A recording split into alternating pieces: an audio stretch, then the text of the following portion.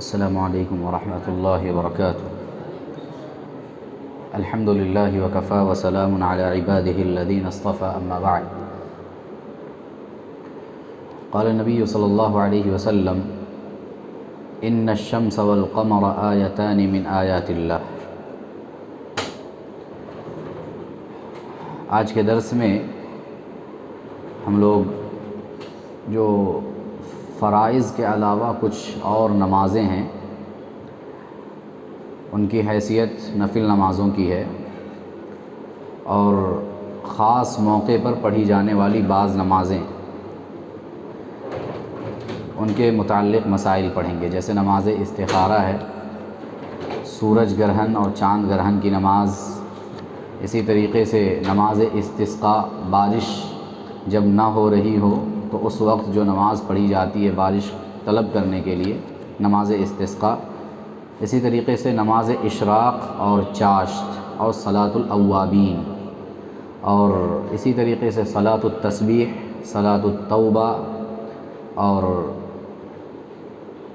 تہجد کی جو نمازیں ہیں اس میں تو ہم پڑھے تھے، رمضان میں خاص طور پہ جو نماز پڑھی جاتی ہے وہ لیلۃ القدر کے اندر، اور 15ویں شعبان یعنی جسے شب برات کہتے ہیں عام اصطلاح میں، یہاں لوگوں کے درمیان جو رائج ہے اس اصطلاح میں شب برات۔ تو ان تمام نمازوں کا حکم کیا ہے، ان کے مسائل کیا ہے، وہ آج کے درس میں انشاءاللہ ہم دیکھیں گے۔ سب سے پہلی نماز جو اس وقت ہم دیکھ رہے ہیں وہ ہے نماز استخارہ۔ نماز استخارہ، نماز استخارہ یہ کون سی نماز ہے؟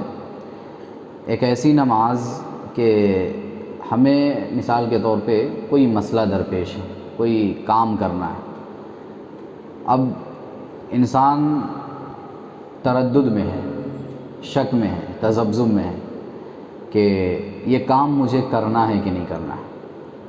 ایک تو یہ، اور کام جائز ہونا چاہیے، ایسا نہیں کہ ناجائز کام مجھے کرنا ہے کہ نہیں کرنا ہے، یہ نہیں، کام جائز ہو تو ایسے وقت میں۔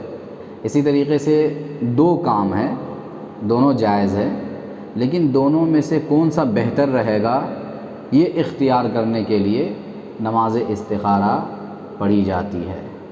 گویا نماز استخارہ جو ہے یہ اللہ رب العالمین سے مشورہ ہے، جیسے ہم آپس میں انسانوں سے اپنے لیے مشورہ طلب کرتے ہیں یا ایک دوسرے کے لیے مشورہ دیتے ہیں، اور کوشش یہی ہوتی ہے کہ ہمارا مشورہ ہم اگر کسی سے لے رہے ہیں تو سامنے والا کوئی اچھا مشورہ ہمیں دے، اور ہم کسی کو مشورہ دے رہے ہیں تو سامنے والے کو بہتر سے بہتر مشورہ دینے کی کوشش کریں، یہ کوشش ہوتی ہے۔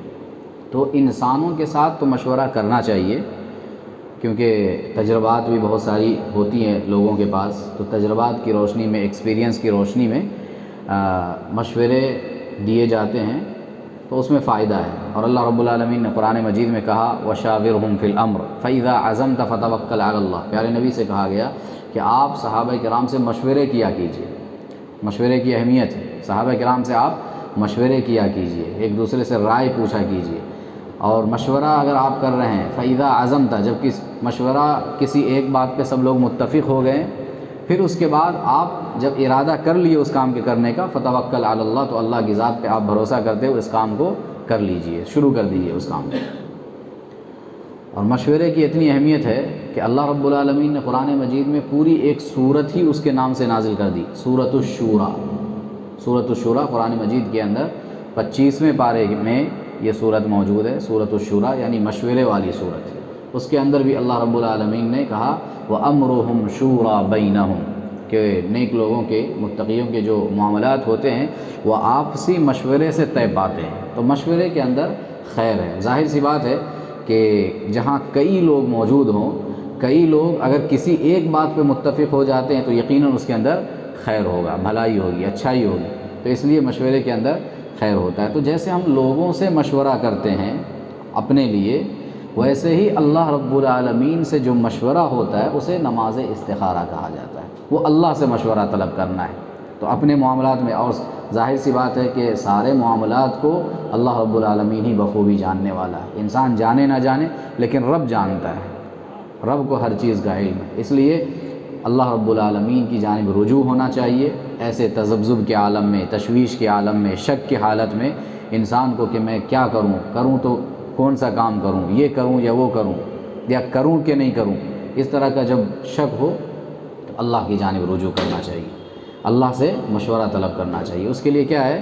اس کے لیے 2 رکعت نماز پڑھنی ہے، 2 رکعت نماز پڑھنی ہے۔ نماز پڑھ لینے کے بعد بعض اہل علم کہتے ہیں کہ اسی نماز میں تشہد وغیرہ کے پڑھ لینے کے بعد، التحیات وغیرہ پڑھ لینے کے بعد جو استخارے کی ایک دعا ہے، انشاءاللہ وہ گروپ میں وہ دعا آ جائے گی اور ابھی بیان کریں گے اس کو، تو وہ دعا پڑھنا ہے۔ 2 رکعت نماز پڑھنا ہے نفل کے طور پہ استخارے کی نیت سے، اور دوسری رکعت میں جب سلام پھیرنے جائیں گے تو التحیات وغیرہ پڑھ لینے کے بعد سلام پھیرنے سے پہلے وہ دعا جو استخارے کی دعا ہے اس دعا کو پڑھنا ہے، اور پھر اس کے بعد سلام پھیر دینا ہے۔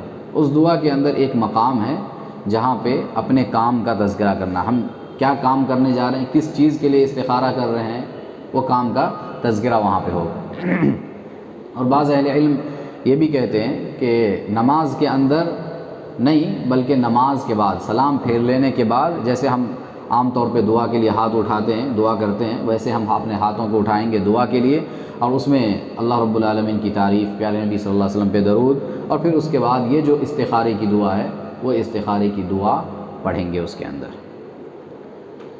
تو اس سلسلے میں کیا روایتیں ہیں وہ ہم دیکھتے ہیں کہ یہ استخارہ کرنا پہلی بات تو اللہ کے نبی صلی اللہ علیہ وسلم کی سنت ہے، آپ استخارہ کیا کرتے تھے، آپ نے اس کا حکم بھی دیا ہے۔ بلکہ روایت دیکھیے، جابر ابن عبداللہ رضی اللہ عنہ سے روایت ہے کہ رسول اللہ صلی اللہ علیہ وسلم ہمیں تمام کاموں کے لیے اسی طرح استخارے کی دعا سکھاتے تھے جس طرح قرآن حکیم کی کوئی سورت آپ ہمیں سکھاتے تھے۔ کتنی اہمیت ہے دیکھیں، یعنی آسمان سے وحی نازل ہوتی تھی تو جیسے صورتیں اللہ کے نبی صلی اللہ علیہ وسلم اپنے صحابہ کو سکھاتے تھے کتنی ضروری تھی، اسی طریقے سے استخارے کی تعلیم بھی اللہ کے نبی صلی اللہ علیہ وسلم اپنے صحابہ کو دیتے تھے، استخارہ سکھاتے تھے۔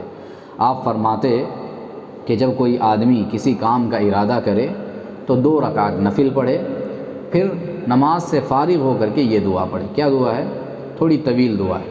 اللہم انی استخیرک بعلمک واستقدرک بقدرتک واسألک من فضلک العظیم فإنک تقدر ولا اقدر وتعلم ولا اعلم وانت علام الغیوب اللہم ان كنت تعلم ان هذا الامر خیر لی فی دینی ومعاشی وعاقبت امری فاقدره لي ويسره لي ثم بارك لي فيه وإن كنت تعلم أن هذا الأمر شر لي في ديني ومعاشي وعاقبة أمري فاصرفه عني واصرفني عنه واقدر لي الخير حيث كان ثم أرضني به۔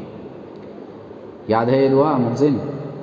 ماشاءاللہ، مدرسے میں بھی بچوں کو یہ دعا سکھائی ہے، حالانکہ طویل دعا ہے لیکن الحمدللہ بچوں نے یاد کیا ہے اس دعا کو۔ کوشش کرنے سے کوئی چیز مشکل نہیں ہوتی ہے۔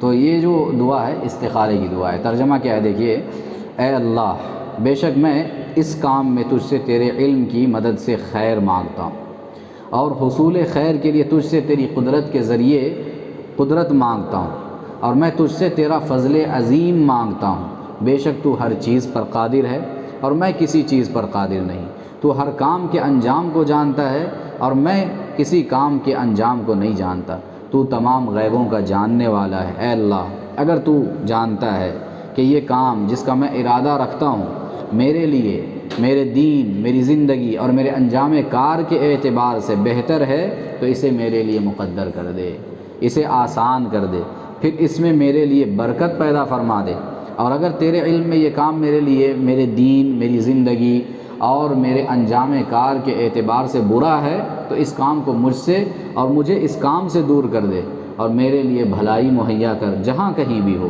پھر مجھے اس کے ساتھ راضی کر دے۔ نبی رحمت صلی اللہ علیہ وسلم نے فرمایا کہ پھر اپنی حاجت بیان کرے۔ یہ پوری دعا کا یہ ترجمہ ہے دعائے استخارہ کا، اور پھر جب پوری دعا انسان پڑھ لے تو اس کے بعد اپنی حاجت بیان کرے، ضرورت کیا ہے وہ بیان کرے۔ ایک تو یہ طریقہ ہے، اور دوسرا یہ کہ اسی دعا کے اندر درمیان میں اپنی حاجت کو انسان بیان کر سکتا ہے، کیا کام کرنا چاہ رہا ہے، کس چیز کے لیے استخارہ کر رہا ہے، اسی درمیان میں وہ جگہ ہے۔ اس میں دیکھیے، اللہم ان کنت تعلم ان ھذا الامر، اے اللہ اگر تو جانتا ہے کہ یہ کام میرے لیے بہتر ہے۔ تو یہ کام کا جو تذکرہ ہے، تو کون سا کام، آپ کس کام کے لیے استخارہ کر رہے ہیں، وہاں پہ وہ بیان کیجیے گا۔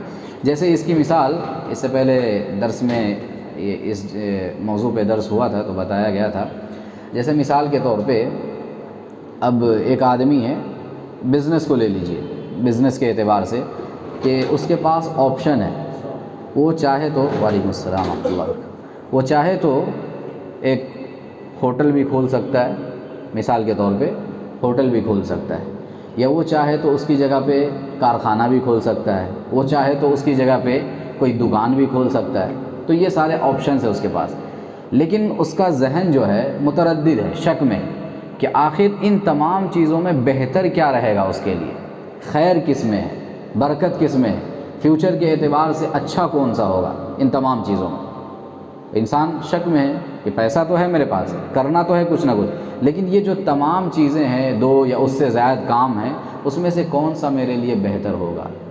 تو اب اس میں بہتر کون سا ہے، اس کے لیے انسان اللہ رب العالمین سے استخارہ کرتا ہے، مشورہ طلب کرتا ہے کہ جو میرے لیے بہتر ہو۔ اللہم ان کنت تعلم ان ھذا الامر، اے اللہ اگر تو جانتا ہے کہ یہ کام میرے لیے بہتر ہے، اپنا کام وہاں پہ بیان کرنا کہ مجھے یہ کام کرنا ہے، مجھے وہ کام کرنا ہے، فلاں کام کے لیے میں تجھ سے استخارہ کر رہا ہوں، اگر میرا یہ کام میرے لیے بہتر ہے تو اسے میرا مقدر بنا دے، میرے لیے آسان کر دے، اس میں تو برکت ڈال دے۔ اور اگر دوسری جگہ اللہم ان کنت تعلم ان ھذا الامر شر لی، اللہ ان ھذا الامر، اگر یہ کام میرے لیے بہتر نہیں ہے، تو وہ کیا کام ہے جو آپ نے پہلے تذکرہ کیا تھا، اسی کام کا تذکرہ پھر یہاں پہ کرنا ہے نیچے، کہ اگر یہ کام میرے لیے بہتر نہیں ہے تو اسے مجھ سے دور کر دے اور مجھے اس سے دور کر دے، اور میرے حصے میں تو ہمیشہ کے لیے خیر اور برکت لکھ دے، چاہے جہاں کہیں بھی۔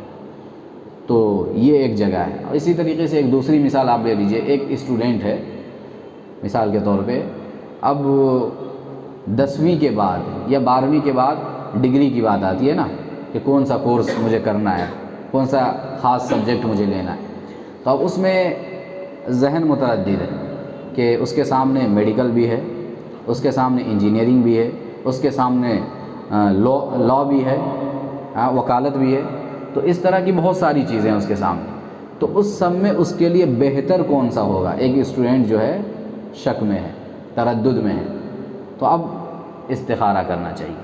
تو اس طرح کی چیزیں بطور مثال ایگزامپل کے طور پہ بتایا میں نے۔ تو اس طرح کے جب 2-3 معاملات انسان کے لیے متردد ہو جاتے ہیں، شک میں ڈال دیتے ہیں، تو ایسے وقت کے لیے جو جائز کام ہے، ایسے وقت میں ایسے کاموں کے لیے استخارہ کیا جاتا ہے۔ یہاں ایک مسئلہ یہ ہے کہ دیکھیے استخارے کے سلسلے میں جو حدیث ہم نے پڑھی ہے، اس میں اللہ کے نبی صلی اللہ علیہ وسلم یہ بتا رہے ہیں کہ جب بھی اس طرح کی کوئی بات ہو تو انسان وضو کرے، 2 رکعت نماز پڑھے، نماز استخارہ کے طور پہ، اور اپنے ہاتھوں کو اٹھا کر کے اللہ سے دعا مانگے۔ یہ دعا ہے، دعا میں وہ کام بیان کرنا ہے، یہی استخارہ ہے۔ اب اس سلسلے میں بعض لوگ طرح طرح کی باتیں بھی کرتے ہیں اور طرح طرح کے سوالات بھی کرتے ہیں۔ ایک بات تو یہ ہوتی ہے کہ یہ اللہ کے نبی صلی اللہ علیہ وسلم نے دیکھیے صحابہ کو سکھایا ہے اس کا طریقہ، جیسے کہ حدیث گزری کہ آپ ویسے ہی استخارہ سکھایا کرتے تھے جیسے قرآن کی صورتیں آپ سکھایا کرتے تھے اپنے صحابہ کو۔ تو اللہ کے نبی صلی اللہ علیہ وسلم صحابہ کو سکھا رہے ہیں۔ اب کہیں پہ کوئی ایسا تذکرہ نہیں ہے کہ جس سے یہ پتہ چلے کہ ہم دوسرے سے بھی استخارہ کروا سکتے ہیں۔ استخارہ خود کرنا ہے بھائی، اب ظاہر سی بات ہے، آپ خود انسان غور کر کے دیکھے کہ مسئلہ میرا ہے، معاملہ میرا ہے، یہ میرا میٹر ہے، اب میرے میٹر میں، میرے معاملے میں مجھ سے بہتر کون جان سکتا ہے، یہ مجھ سے زیادہ مخلص کون ہو سکتا ہے؟ ضرورت مجھے، تو ظاہر سی بات ہے جب مجھے ضرورت ہے، کام میرا ہے، تو مجھے ہی استخارہ کرنا ہے۔ میں کسی اور کو اگر وہ کرنے دوں تو پھر کیا خلوص ہوگا اس کے اندر، کس انداز میں وہ کرے گا نہیں کرے گا، ایک تو ثبوت اس کا نہیں ہے کہ دوسرا کرے، اور دوسری بات یہ اگر عقلی اعتبار سے بھی ہم سوچیں تو وہ کیسا ہے، کیا ہے، نہیں ہے، اس کی نیت کیسی ہے، اعمال اس کے کیسے ہیں، تقویٰ کیا ہے، یہ ساری چیزیں سامنے آ جاتی ہیں۔ تو حدیث سے یہی ثابت ہوتا ہے اور طریقہ یہی ہے کہ مجھے اگر مسئلہ پیش آیا ہے تو میں نماز پڑھوں گا۔ جیسے فرض نماز ہے، اپنی آخرت بنانے کے لیے انسان کیا کرتا ہے، دوسرے کو تو نہیں سونپ دے گا کہ بھائی آپ میرے لیے نماز پڑھ لیجئے، یا کچھ پیسہ دے دیتا ہوں آپ میرے لیے پڑھ دیجئے، ایسا نہیں ہو سکتا۔ وہی معاملہ ساری نمازوں کا ہے، ساری عبادات کا ہے کہ میں اپنے طور پہ وہ عبادت کروں گا، اگر مجھے ضرورت ہے تو میں خود کروں گا۔ تو یہی معاملہ نماز استخارہ کا ہے کہ نماز استخارہ بھی دوسروں سے نہیں کروانا ہے بلکہ خود کرنا ہے۔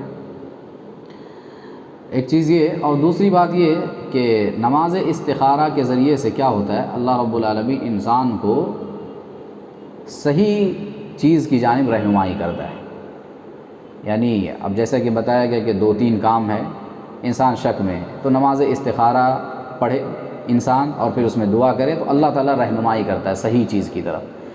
اب اس میں بہت سے لوگ یہ کہتے ہیں کہ نماز استخارہ رات کے آخری حصے میں پڑھنا چاہیے یا سونے سے پہلے پڑھنا چاہیے، پھر اس کے بعد انسان سو جائے تو کیا ہوگا، انسان خواب دیکھے گا، اب خواب میں اس کی رہنمائی کی جائے گی، دکھایا جائے گا کہ آپ کے لیے یہ بہتر ہے، وہ صحیح نہیں ہے۔ تو ایسی کوئی بات نہیں، کسی حدیث کے اندر اس طرح کی بات نہیں آئی ہے۔ نماز استخارہ اللہ سے مشورہ ہے، اللہ آپ کو شرح صدر عطا کرے گا، آپ کو تسلی آپ کے اندر پیدا کر دے گا کہ ہاں فلاں کام ہے، آپ کا ذہن ہے نا اسی جانب مائل ہوگا بار بار کہ مجھے یہ کام کرنا ہے۔ تو یہ گویا اللہ کی طرف سے ایک اشارہ ہے کہ آپ کا ذہن ایک کام کی طرف جا رہا ہے، اسی کے اندر خیر ہے، اور جس کام کی طرف آپ کا رجحان جا رہا ہے اس کام کو آپ کو شروع کر دینا چاہیے استخارے کے بعد۔ استخارہ 1 بار بھی کر سکتے ہیں، مزید شرح صدر کے لیے 2 بار بھی کر سکتے ہیں، 3 بار بھی کر سکتے ہیں، مزید ضرورت پڑے تو اس سے زائد بار بھی کر سکتے ہیں، کوئی یہ نہیں ہے، فکس نہیں ہے کہ ایک ہی بار کرنا ہے یا 10 بار کرنا ہے، اس سے کم نہیں کر سکتے، اس طرح کی کوئی چیز نہیں ہے۔ آپ 1 مرتبہ کم سے کم کریں، اس سے زائد بھی آپ حسب ضرورت استخارہ کر سکتے ہیں۔ تو خواب وغیرہ کا جو مسئلہ لوگ بیان کرتے ہیں کہ خواب میں دکھایا جائے گا، اس طرح کی کوئی چیز نہیں ہے، بس اللہ کی جانب سے آپ کو تسلی ایک طرح کی دے دی جائے گی، شرح صدر آپ کو ہو جائے گا، اور پھر رجحان ذہن کا جدھر ہو سمجھ لینا چاہیے کہ اللہ کی جانب سے اسی کی طرف اشارہ ہے، انسان کو کام شروع۔ اور نہیں بھی سمجھ میں آئے، مطلب کسی ایک طرف نہیں، دونوں طرف ذہن ہے، تو آپ کو جو مناسب لگتا ہے، اسی لیے کہا گیا کہ لوگوں سے بھی مشورہ کرنا چاہیے۔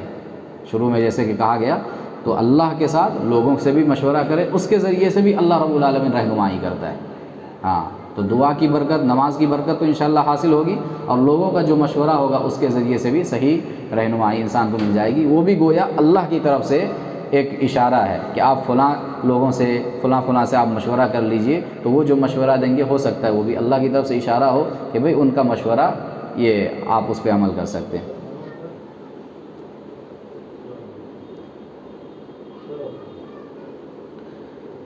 استخارہ کے لیے کوئی خاص وقت نہیں ہے، کوئی خاص وقت استخارے کے لیے نہیں ہے، آپ دن میں، رات میں، دوپہر، سحر پہر، جب بھی آپ کو فرصت ملے آپ نماز استخارہ پڑھ سکتے ہیں۔ ہاں، جو مکروہ اوقات ہیں اس میں جیسے عام نمازوں سے اجتناب کرتے ہیں ویسے ہی استخارہ سے بھی اجتناب کریں گے، نہیں کریں گے۔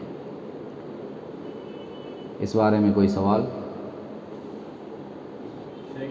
جی، جیسے میرا جو کنفیوژن ہے اس میں 2 آپشن میں، اس کے لیے خالی پڑھنا چاہیے، یا اگر ایسا کوئی سوال ہے جس کا مجھے جواب ہی کوئی آپشن ہی نہیں ہے، کوئی پریشانی میں ہوں اور مجھے اس کا جواب چاہیے، اس کا سلیوشن کیا ہے، اس میں کچھ آپشن نہیں ہے، تو اس کے لیے بھی پڑھ سکتے ہیں؟ پڑھ سکتے ہیں، اس کے لیے بھی پڑھ سکتے ہیں۔ ڈائریکشن نہیں ہے، ہاں، اس کے لیے بھی، تو اس میں بھی آپ کو رہنمائی ملے گی نا، اصل تو رہنمائی ہے، استخارے کا مطلب اللہ کی طرف سے رہنمائی ہے۔ ہاں، صحیح ڈائریکشن آپ کو دکھانا ہے، تو چاہے وہ 2 کام ہو یا پھر کوئی کام نہیں ہو، آپ کو مسئلہ سمجھ میں نہیں آ رہا ہے تو انشاءاللہ اس میں بھی بظاہر تو یہی معلوم ہوتا ہے، کوئی حرج نہیں ہے، کر سکتے ہیں۔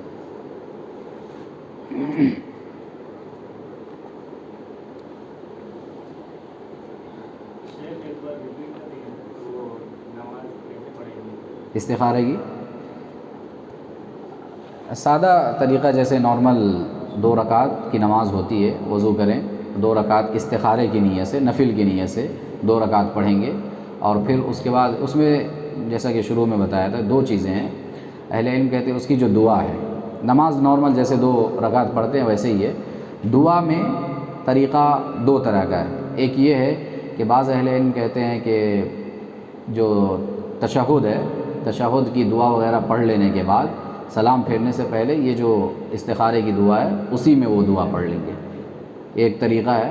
اور دوسرا طریقہ جو حدیث سے ثابت بھی ہے اور زیادہ بہتر وہ طریقہ ہے کہ نماز کے مکمل ہو جانے کے بعد، سلام پھیر لینے کے بعد، آپ جیسے عام دعاؤں کے لیے ہاتھ اٹھا کر کے دعا کرتے ہیں ویسے ہاتھ اٹھائیں گے، اللہ کی تعریف بیان کریں گے، پیارے نبی صلی اللہ علیہ وسلم پہ درود بھیجیں گے، اور پھر اس کے بعد یہ دعا آپ پڑھیں گے۔ اس میں درمیان میں جیسا کہ بتایا گیا، اللہم ان کنت تعلم ان ھذا الامر، اے اللہ اگر تو جانتا ہے کہ یہ کام میرے لیے بہتر ہے، تو یہ کام جو ھذا الامر کا لفظ ہے تو وہاں پہ اس کام کو بیان کرنا ہے جو کام جس کے لیے آپ استخارہ کر رہے ہیں۔ اس کے بعد پھر جیسے دعا ختم کرتے ہیں عام دعائیں، ویسے ہی درود وغیرہ پڑھ کر کے دعا ختم کر دیں گے۔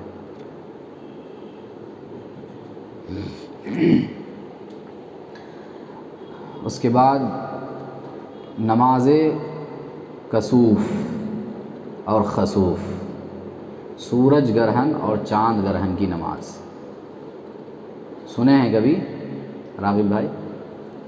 نہیں سنے؟ چاند گرہن اور سورج گرہن کی نماز یہ سنت، ہاں جی،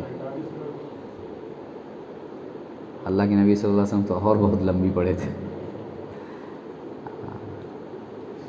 یہ سنت کو آج لوگ چھوڑ دیے ہیں، حالانکہ اللہ کے نبی صلی اللہ علیہ وسلم کی حدیثوں سے ایسا معلوم ہوتا ہے کہ اس کا اہتمام کرنا چاہیے۔ بعض اہل علم تو اس میں اختلاف کیے ہیں، بعض اہل علم وجوب کے بھی قائل ہیں۔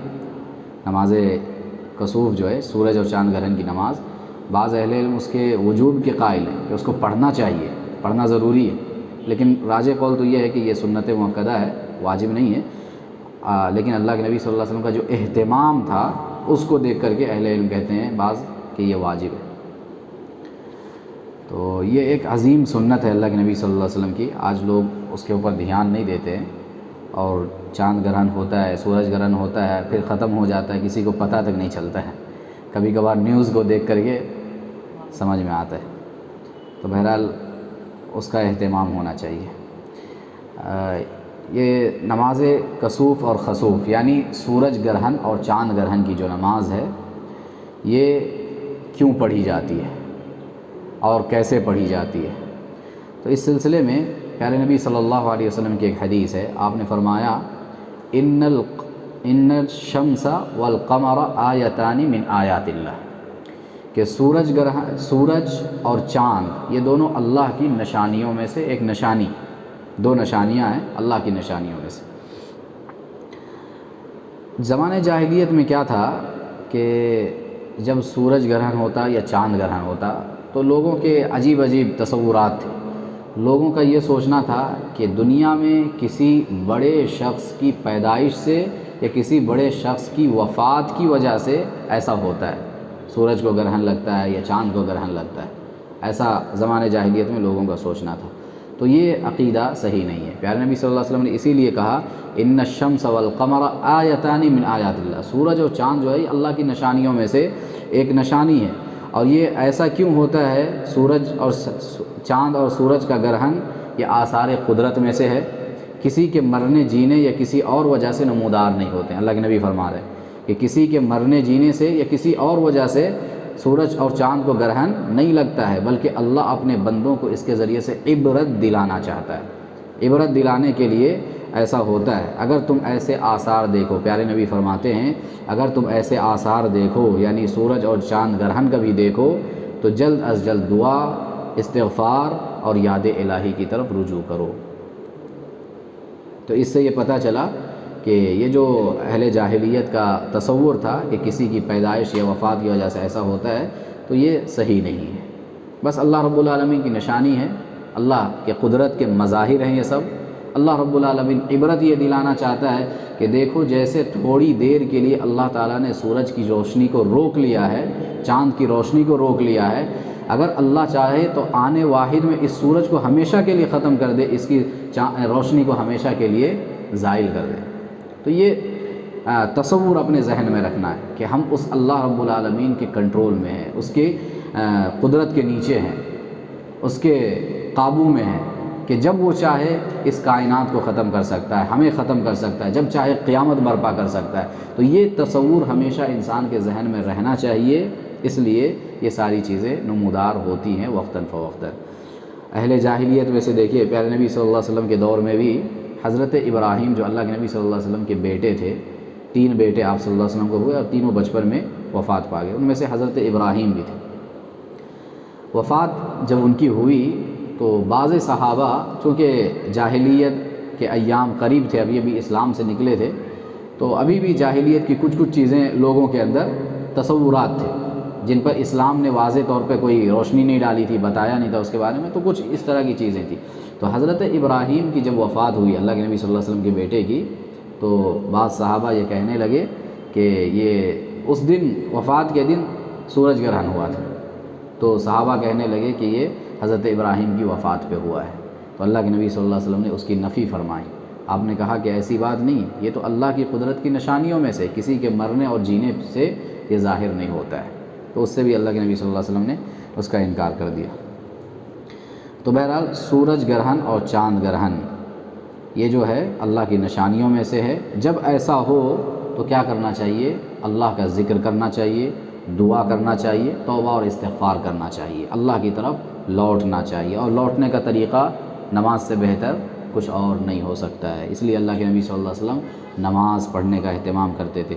حضرت عبداللہ ابن عمر رضی اللہ عنہ سے روایت ہے کہ جب سورج گرہن ہوا تو آپ صلی اللہ علیہ وسلم نے ایک شخص کو یہ اعلان کرنے کا حکم دیا۔ کیا اعلان؟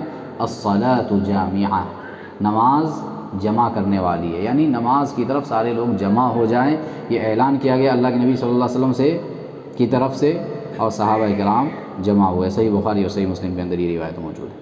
سورج گرہن کی نماز کا طریقہ کیا ہے؟ سورج گرہن یا چاند گرہن کی نماز کا طریقہ کیا ہے؟ 2 رکعتیں ہیں اس کی۔ کتنی رکعتیں ہیں؟ 2 رکعتیں۔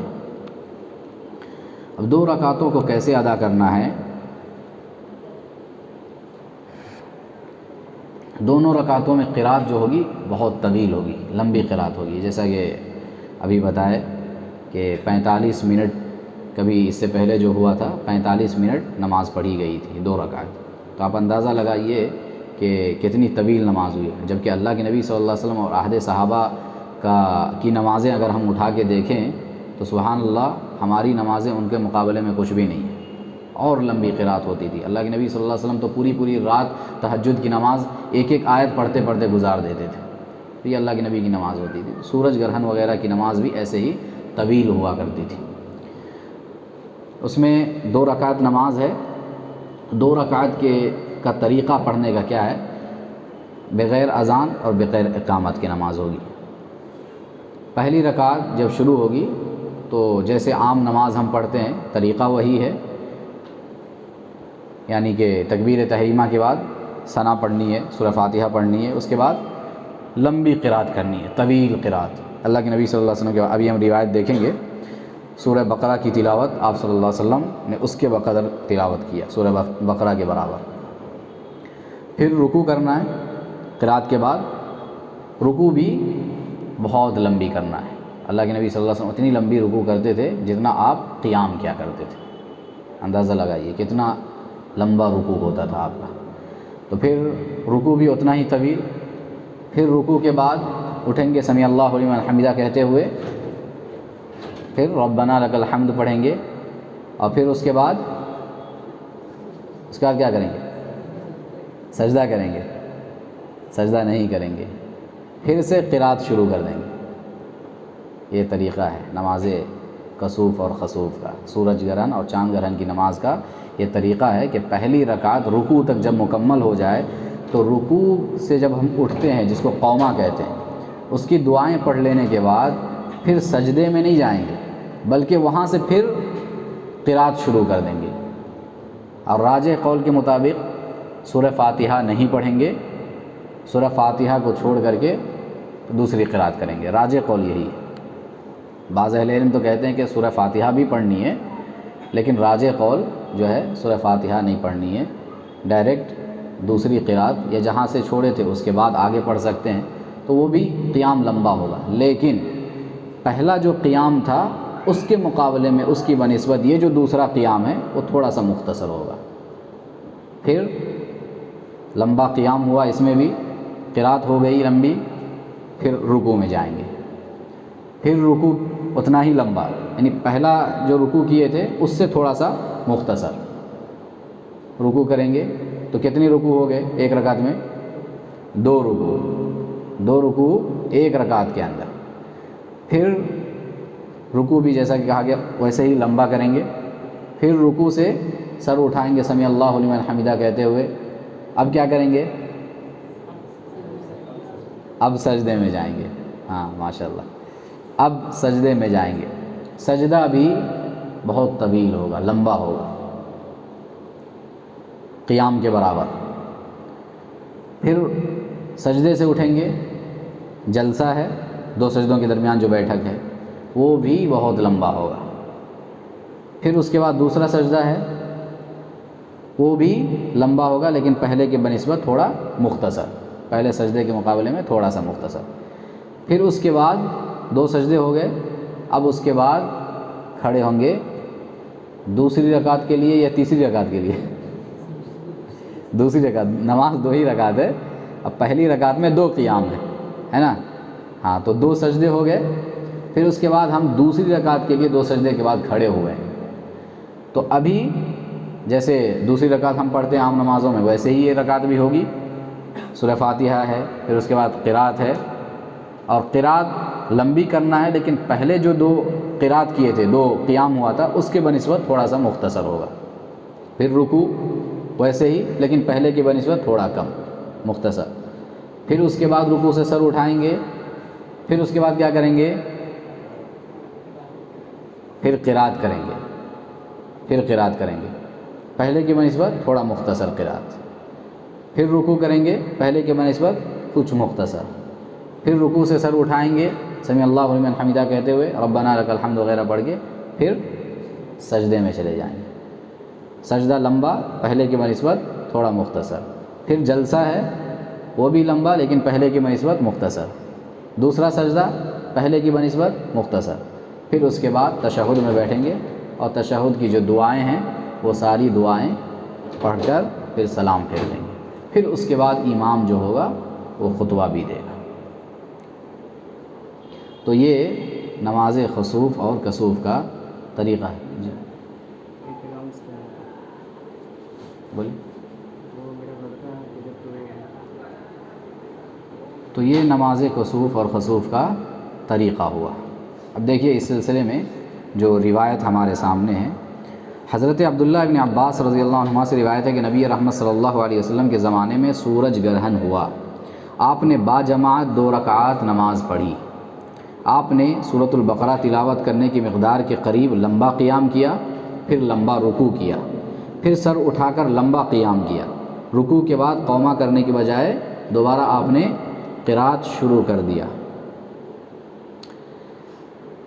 اور قرات شروع کر دینا ایک ہی رکعت کا تسلسل ہے، وہ دوسری رکعت نہیں ہے. ایک ہی رکعت میں جو دوسرا قیام، دوسری قرات ہے رکوع کے بعد، وہ الگ رکعت نہیں ہے بلکہ اسی رکعت کا حصہ ہے. گویا ایک رکعت میں آپ نے قرات روک دی تھی، اب آپ اسی قرات کو کنٹینیو کر رہے ہیں، مسلسل آگے کر رہے ہیں. لہٰذا اس موقع پر نئے سرے سے فاتحہ نہیں پڑھی جائے گی. یہاں پہ اس کا تذکرہ موجود ہے. اچھا، پھر اس کے بعد پہلے رکوع سے کم لمبا رکوع کریں گے. اب دوسری قرات ہو گئی نا، ایک ہی رکعت میں دوسری قرات ہو گئی. اس کے بعد رکوع کریں گے لیکن رکوع پہلے سے کم لمبا یعنی مختصر. پھر قوما کر کے 2 سجدے کیے اللہ کے نبی صلی اللہ علیہ وسلم نے. پھر کھڑے ہو کر لمبا قیام کیا، پھر 2 رکوع کیے، پھر 2 سجدے کر کے اور تشہد پڑھ کر آپ نے سلام پھیر دیا. پھر خطبہ دیا جس میں اللہ رب العالمین کی آپ نے تعریف اور ثنا بیان کی، اور آپ نے فرمایا سورج اور چاند اللہ کی نشانیوں میں سے 2 نشانیاں ہیں. کسی کے مرنے یا پیدا ہونے سے ان کو گرہن نہیں لگتا. جب تم گرہن دیکھو تو اللہ کا ذکر کرو. دوران نماز میں نے جنت دیکھی. پیارے نبی فرماتے اسی حدیث میں، دوران نماز جب آپ سورج گرہن کی نماز پڑھ رہے تھے تو آپ فرماتے ہیں کہ دوران نماز میں نے جنت دیکھی. اگر میں اس میں سے ایک انگور کا خوشہ، ایک گچھا انگور کا لے لیتا تو تم رہتی دنیا تک اس میں سے کھاتے رہتے، ختم نہیں ہوتا. سبحان اللہ. اور میں نے دوزخ بھی دیکھی، اس سے بڑھ کر ہولناک منظر میں نے کبھی نہیں دیکھا. اور میں نے جہنم میں زیادہ تعداد عورتوں کی دیکھی. پوچھا گیا اللہ کے نبی صلی اللہ علیہ وسلم کیا وجہ ہے کہ عورتیں زیادہ جہنم میں جائیں گی؟ آپ نے فرمایا وہ کفر کرتی ہیں، پوچھا گیا کیا اللہ کا کفر کرتی ہیں؟ ناشکری، کفر بمعنی ناشکری ہے، کیا اللہ کی ناشکری کرتی ہے؟ آپ نے فرمایا وہ اپنے شوہروں کی ناشکری کرتی ہے، اگر تو ایک مدت تک ان کے ساتھ اچھائی کرتا رہے پھر ان کی مرضی کے خلاف کوئی کام کرے تو کہتی ہیں کہ میں نے تجھ سے کبھی بھلائی نہیں دیکھی۔ صحیح بخاری اور صحیح مسلم کی یہ روایت ہے۔ تو اس روایت کے اندر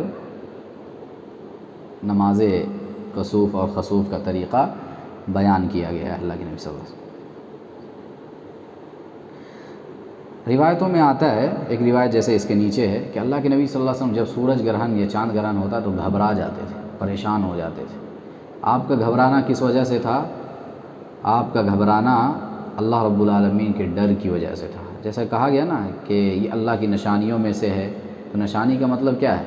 اللہ تعالیٰ اس کے ذریعے سے عبرت دلانا چاہتا ہے۔ مطلب یہی کہ ابھی جیسے وقتی طور پہ اس کی روشنی کو اللہ نے غائب کر دیا ہے، اللہ کے پاس قدرت ہے، طاقت ہے، وہ چاہے تو پوری کائنات کو فوراً ختم کر سکتا ہے، ہمیشہ کے لیے اس سورج کی روشنی کو چھین سکتا ہے، کبھی واپس نہ کرے۔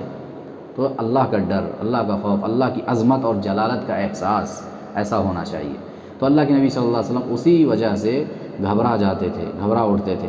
اور روایت یہ بتلاتی ہے کہ سورج اور چاند کے گہرائے جانے پر آپ صلی اللہ علیہ وسلم گھبرا اٹھتے اور نماز پڑھتے۔ حضرت اسماء رضی اللہ عنہ بیان کرتی ہیں کہ آپ کے زمانے میں ایک دفعہ سورج گرہن ہوا تو آپ گھبرا گئے، اور گھبراہٹ میں اہل خانہ میں سے کسی کا کرتا آپ نے لے لیا، یعنی نماز کے لیے جلدی ایسی تھی کہ آپ نے اپنا کپڑا لینے کے بجائے کسی اور کا کرتا لے لیا، بعد میں آپ کو پھر آپ کی چادر مبارک پہنچائی گئی۔ حضرت اسماء رضی اللہ عنہ کہتی ہیں کہ مسجد میں بھی گئی نماز پڑھنے اور عورتوں کی صف میں کھڑی ہو گئی۔ آپ نے اتنا لمبا قیام کیا، اتنا طویل قیام کیا کہ کہتی ہیں کہ میری نیت بیٹھنے کی ہو گئی، ارادہ کیا کہ میں بیٹھ جاؤں، لیکن دیکھا کہ آزو بازو میں، اطراف میں کمزور اور بوڑھی قسم کی عورتیں ہیں لیکن بیٹھ نہیں رہی ہے، کھڑی ہو کے عزیمت کے ساتھ نماز پڑھ رہی ہے، تو بیٹھنا میں نے بھی گوارا نہیں کیا۔ تو اس روایت سے پتہ چلتا ہے کہ اللہ کے نبی صلی اللہ علیہ وسلم کیسے پریشان ہو جاتے تھے سورج گرہن۔ ہمارے پاس تو کانوں پر جون تک نہیں رینگتی ہے نا، معلوم ہی نہیں پڑتا۔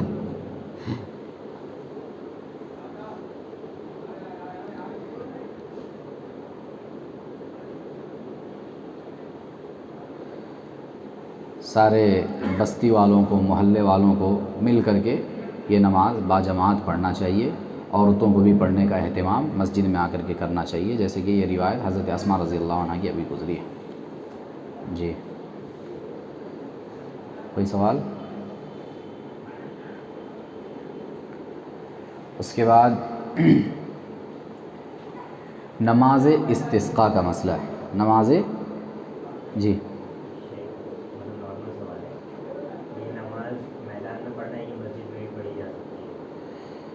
یہ نماز چونکہ اللہ کے نبی صلی اللہ علیہ وسلم سے گرہن والی نا، ظاہر روایت سے تو اللہ کے نبی صلی اللہ علیہ وسلم نے مسجد میں پڑھی، حالانکہ دیکھیے اور نمازیں ہیں، ابھی نماز استسقاء کا ذکر آ رہا ہے آگے، اسی طریقے سے عیدین کی نماز ہم نے پڑھی ہے، دیکھی ہے، تو اس سب میں دیکھا کہ میدان موجود ہے، باہر خالی جگہ موجود ہے، لیکن اللہ کے نبی صلی اللہ علیہ وسلم ان نمازوں کو تو باہر جا کے پڑھ رہے ہیں، لیکن سورج گرہن کی نماز آپ نے باہر جا کے نہیں پڑھی ہے۔ تو ظاہر الروایہ سے یہی پتہ چلتا ہے کہ مسجد میں ہی اس کا اہتمام کرنا چاہیے، واللہ اعلم۔ جی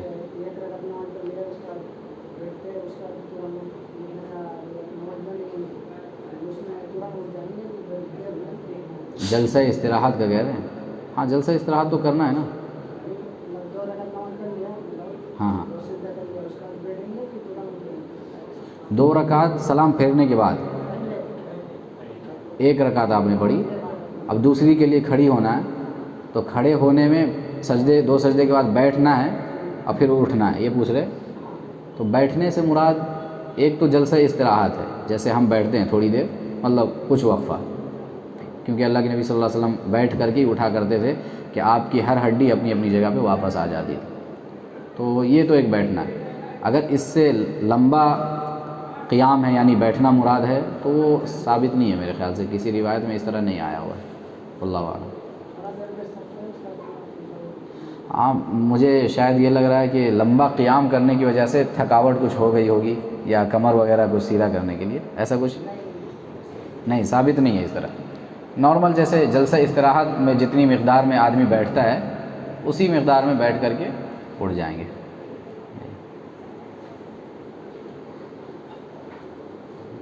اس کے بعد جو نماز ہے نماز استسقاء ہے۔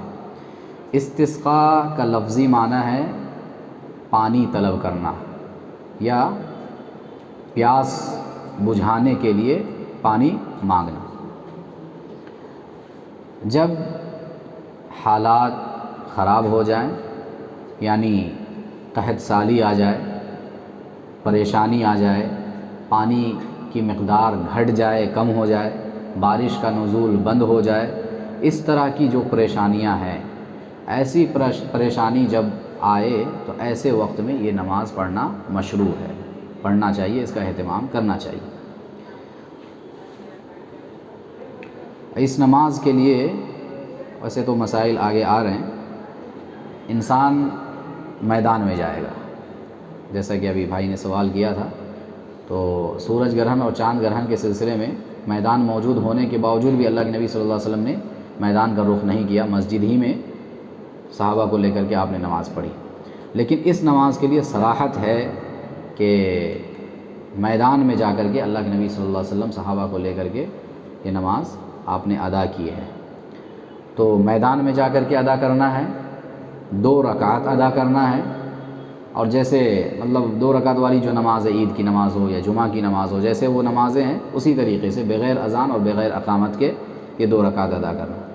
اور جب نماز کے لیے جائیں تو ہمارے بدن پہ عاجزی، انکساری والی کیفیت ہونی چاہیے، یعنی انسان رب کے سامنے مانگنے جا رہا ہے تو اس کی تواضع کا کیا عالم ہونا چاہیے، انتہا درجے کا تواضع اس کے اندر ہونا چاہیے، کسی قسم کا غرور نہیں، کوئی تکبر نہیں، کوئی اکڑ نہیں، اور کسی چیز کا گھمنڈ نہیں انسان کے اندر، بالکل۔ یعنی آپ عام حالتوں میں جیسے شریعت نے یہ حکم دیا کہ اللہ کی نعمتوں کا آپ اظہار بھی کر سکتے ہو، اما بنعمت ربک فحدث، اللہ کے نبی سے کہا گیا کہ اللہ تعالیٰ نے جو آپ کو نعمتیں دی ہے، اظہار نعمت کے طور پہ آپ ان نعمتوں کو بیان کر سکتے ہیں، دکھا سکتے ہیں۔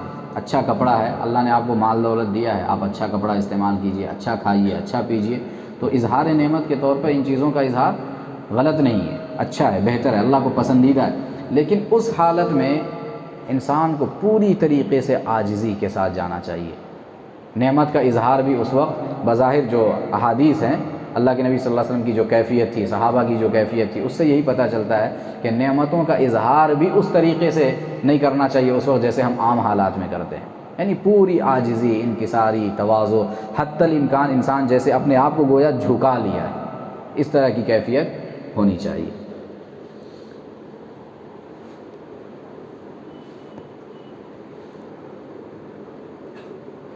اس سلسلے میں ابو داؤد اور ترمذی وغیرہ کی ایک روایت ہے، رسول اللہ صلی اللہ علیہ وسلم پرانے کپڑے پہنے۔ دیکھیے پہلا لفظ حدیث کا کیا ہے، اللہ کے نبی صلی اللہ علیہ وسلم پرانے کپڑے پہنے، خشوع اور آہستگی سے چلتے ہوئے، تیز تیز بھی نہیں، ایک دم آہستگی سے، آرام آرام سے چلتے ہوئے، عاجزی اور گریہ بیزاری کے ساتھ روتے ہوئے نماز استسقاء کے لیے اللہ کے نبی صلی اللہ علیہ وسلم نکلے اور آپ نماز استسقاء کی جگہ پر پہنچے۔ یہ ابو داؤد وغیرہ کی روایت ہے۔ عائشہ صدیقہ رضی اللہ عنہ کی ایک روایت ہے، کہتی ہیں کہ صحابہ کرام نے آپ صلی اللہ علیہ وسلم سے قحط سالی کی شکایت کی تو آپ نے عیدگاہ میں ممبر رکھنے کا حکم دیا۔ جب سورج کا کنارہ ظاہر ہوا تو آپ نکلے اور ممبر پر بیٹھے، اللہ کی بڑائی اور حمد بیان کی اور فرمایا کہ تم نے اپنے علاقوں میں قحط سالی اور بر وقت بارش نہ ہونے کی شکایت کی ہے، جبکہ اللہ تعالیٰ کی طرف سے تم کو حکم ہے کہ تم اس کو پکارو اور اس نے تمہاری دعا قبول کرنے کا وعدہ بھی کیا۔ پھر اللہ کے نبی صلی اللہ علیہ وسلم نے فرمایا الحمدللہ رب العالمین الرحمن الرحیم مالک یوم الدین لا الہ الا اللہ یفعل ما یرید اللہم انت اللہ لا الہ الا انت الغنی ونحن الفقراء انزل علینا الغیث واجعل ما انزلت لنا قوة وبلاغا الى حین۔ یہ دعا اللہ کے نبی صلی اللہ علیہ وسلم نے پڑھی۔ ترجمہ کیا ہے دیکھیے، سب تعریف اللہ کے لیے جو تمام جہانوں کا پروردگار ہے، بہت رحم کرنے والا، نہایت مہربان ہے، روز جزا کا مالک ہے، جو چاہتا ہے وہ کرتا ہے۔ اے اللہ تو سچا معبود ہے، تیرے سوا کوئی معبود برحق نہیں، تو سخی اور بے پرواہ ہے، اور ہم تیرے محتاج اور فقیر بندے ہیں۔ ہم پر بارش برسا، اور جو بارش تو نازل فرمائے اسے ہمارے لیے ایک مدت تک قوت اور مقاصد تک پہنچنے کا ذریعہ بنا۔ یہ ترجمہ ہے حدیث کا۔ اس سے معلوم ہوا کہ اللہ کے نبی صلی اللہ علیہ وسلم، آپ کے صحابہ اپنا سخی اور داتا، بخشنے والا، نوازنے والا، مدد کرنے والا کس کو مانتے تھے؟ صرف اور صرف ایک اللہ کو مانتے تھے۔ صحابہ بھی دیکھیے اللہ کے نبی صلی اللہ علیہ وسلم کے پاس نہیں جاتے تھے، آپ کے پاس مسئلہ لے کر کے صرف جاتے تھے۔ یہ نہیں کہ ڈائریکٹ آپ کے اندر کوئی ایسی صلاحیت ہے، ایسی تاثیر ہے، ایسی قوت ہے، وہ اسپرٹ ہے کہ آپ اپنے طور پہ ان کے مسئلے کو حل کر سکتے ہیں، ایسا نہیں تھا۔ اللہ کے نبی صلی اللہ علیہ وسلم دعا کیا کرتے تھے، اللہ کے پاس سفارش کیا کرتے تھے، تو اس طرح کی چیزیں ہوتی تھیں۔ اسی طریقے سے ایک روایت ہے، انس رضی اللہ عنہ فرماتے ہیں کہ رسول اللہ صلی اللہ علیہ وسلم نماز استسقاء کے علاوہ کسی دعا میں اپنے دونوں ہاتھ نہیں اٹھاتے تھے۔ آپ نے دونوں ہاتھ اٹھائے، ہاتھوں کو دراز کیا، حتیٰ کہ بغلیں دکھائی دیں، آپ کے بازو بھی نظر آنے لگے۔ صحیح بخاری اور صحیح مسلم کے اندر یہ روایت ہے۔ رسول اللہ صلی اللہ علیہ وسلم بارش کے لیے دعا کر رہے تھے، آپ کھڑے ہوئے تھے اور آپ نے اپنے ہاتھوں کو چہرے کے سامنے کیا ہوا تھا اور ہاتھ سر سے اونچے نہیں تھے۔ آپ صلی اللہ علیہ وسلم کے ہاتھوں کی پشت، اوپر کا حصہ ہاتھ کا، آسمان کی طرف تھی۔ اس کے بعد لوگوں کی طرف پیٹھ کر کے انسان کو، امام کو قبلہ رخ ہو جانا چاہیے اور ہاتھ اٹھا کر کے دعا پڑھنی چاہیے۔ کچھ دعائیں ہیں یہاں پہ۔ ایک دعا ہے اللہم اسقنا، اللہم اسقنا، اللہم اسقنا، اے اللہ تو ہمیں سیراب کر، ہمیں پانی پلا، ہمیں پانی پلا۔ دوسری دعا ہے اللہم اسقنا غیثا مغیثا مریئا مریعا نافعا غیر ضار عاجلا غیر آجل، اے اللہ ہمیں پانی پلا، ہم پر ایسی بارش نازل فرما جو ہماری تشنگی، پیاس بجھا دے، ہلکی پھوارے بن کر غلہ اگانے والی، نفع دینے والی ہو نہ کہ نقصان پہنچانے والی، جلد آنے والی ہو نہ کہ دیر لگانے والی۔ ایک دوسری دعا ہے اللہم اسق عبادک و بہائمک وانشر رحمتک واحیی بلدک المیت، اے اللہ اپنے بندوں کو، جانوروں کو سیراب کر، اپنی رحمت کو پھیلا اور اپنے مردہ شہروں کو زندہ کر دے۔ تو یہ نماز استسقاء کے مختلف طریقے ان احادیث میں اور دعائیں بیان کی گئی ہے۔ ایک اور چیز ہے صلاۃ الاستسقاء میں ایک مسئلہ ہے چادر کا پلٹنا، چادر کا پلٹنا۔ عبداللہ بن زید رضی اللہ عنہ سے روایت ہے کہ رسول اللہ صلی اللہ علیہ وسلم استسقاء کے لیے عیدگاہ کی طرف نکلے، آپ نے اپنی پیٹھ لوگوں کی طرف کی اور قبلہ رخ ہو کر دعا کرنے لگے، پھر اپنی چادر کو پلٹا، پھر ان کو 2 رکعتیں نماز پڑھائی اور اس میں بلند آواز سے آپ نے قرات کی۔ چادر پلٹتے وقت چادر کا دایاں کنارہ بائیں کندھے پر اور بایاں کنارہ دائیں کندھے پر ڈال دیا۔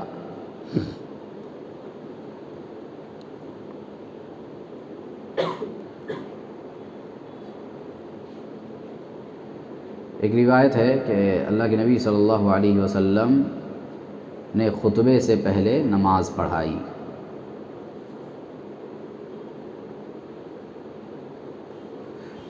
تو یہ مختلف روایتیں، ابھی اس کو ہم دیکھتے ہیں تفصیل کے ساتھ۔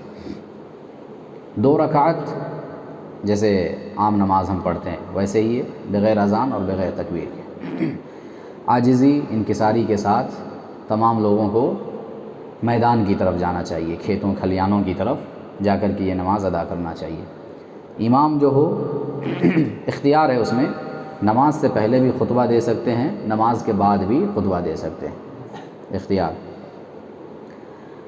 تو 2 رکعت نماز ہے، نماز کے اندر بعض روایتوں سے سبح اسم ربک الاعلیٰ اور هل اتاک حدیث الغاشیہ جو جمعہ کی نماز میں ہم پڑھتے ہیں وہ ثابت ہے، لیکن بعض اہل علم نے کہا کہ اس حوالے سے یہاں پہ یہ جو 2 صورتوں کا تذکرہ ہے وہ روایت صحیح نہیں ہے۔ تو مطلب اختیار ہے، کوئی خاص اللہ کے نبی صلی اللہ علیہ وسلم ثابت نہیں ہے، اس لیے کچھ بھی قرآن سے پڑھ سکتے ہیں۔ نماز مکمل کرنے کے بعد واعظ و نصیحت ہے ہلکی پھلکی، اور اصل چیز جو ہے اس میں دعا ہے، نماز کے ساتھ دعا ہے۔ امام دعا کرے گا، لوگ بھی ہاتھ اٹھائیں گے، امام بھی ہاتھ اٹھائے گا، لوگ بھی ہاتھ اٹھائیں گے، اور ہاتھ اٹھا کر کے عاجزی کے ساتھ دعا کریں گے، اللہ کی رحمت کا حوالہ دے کر کے بارش طلب کریں گے، اپنے گناہوں پر معافی اللہ رب العالمین سے طلب کریں گے، استغفار والی جو آیتیں ہیں وہ آیتیں پڑھیں گے۔ دعا کرتے وقت کیسے دعا کرنا ہے؟ ہاتھ اٹھا کر کے دعا کرنا ہے نا، ایسے یہی طریقہ ہے، کیسے؟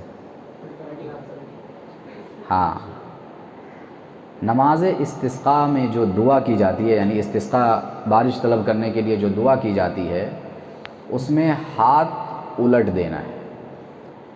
عام طور پہ ہم ایسے دعا کرتے ہیں کہ اندرونی حصہ ہاتھ کا ہمارے چہرے کی طرف ہوتا ہے، لیکن استسقاء کی جو دعا ہے اس میں اندرونی حصے کو زمین کی جانب کرنا ہے، اور اس کے پیٹھ کو، ہاتھ کی جو ہتھیلی کا اوپری حصہ ہے وہ آسمان کی جانب ہوگا، ایسے، یہ ہے نا، یہ اوپر ایسے، یہ اوپر کی جانب ایسے۔ کتنا اٹھانا ہے؟ سر سے نیچے ہی ہونا چاہیے، لیکن ہاتھ ایسے پھیلا دیں گے۔ روایت میں آیا کہ اللہ کے نبی صلی اللہ علیہ وسلم کے بغلوں کی سفیدی نظر آنے لگی، تو ہاتھ ایسے اگر رکھیں گے تو سفیدی نہیں نظر آئے گی، اس کا مطلب ہاتھ دراز کیا، لمبا کیا اللہ کے نبی صلی اللہ علیہ وسلم نے، لیکن سر سے اوپر ایسے نہیں کرنا ہے، وہ نیچے ہی رہے گا، سر سے نیچے ہی۔ یہ طریقہ ہے۔ یہ جو مطلب ہاتھ عام حالتوں میں ہم ایسے رکھتے ہیں اور یہاں استسقاء میں ایسے رکھتے ہیں، اس کی کیا حکمت ہے؟ بعض اہل علم نے اس کی یہ حکمت بیان کی کہ حالات سخت ہیں ہمارے، اللہ رب العالمین سے ہم عاجزی کے ساتھ دعا کرتے ہیں کہ اے اللہ یہ جو حالات ایسے ہیں تو اس کو پلٹ دے، تو ہم گویا ہاتھ پلٹ کر کے اللہ رب العالمین سے عاجزی کے ساتھ یہ دعا کرتے ہیں کہ جیسے یہ ہاتھ ہمارے پلٹ گئے ہیں، عام حالتوں میں ایسے ہوتے ہیں ہمارے ہاتھ، لیکن اس وقت ہم نے اپنے ہاتھوں کو پلٹا دیا ہے، اے اللہ ہم تجھ سے تیری رحمت کا سوال کرتے ہوئے یہ کہتے ہیں کہ تو ہمارے حالات کو بھی پلٹا دے، ہمارے موسم کو بھی بدل دے، تو اپنی رحمت کا نزول فرما۔ تو یہ حکمت اس کے اندر ہے، اور وہی حکمت چادر کے پلٹانے میں بھی۔ نماز استسقاء میں ایک چیز چادروں کا پلٹنا بھی ہے، امام جو ہے وہ چادر رکھیں گے اپنے اوپر اور چادر کو پلٹنا ہے۔ اس کے لیے یہاں پہ میں نے تولیہ لایا ہوا ہے، دکھا دیتے ہیں۔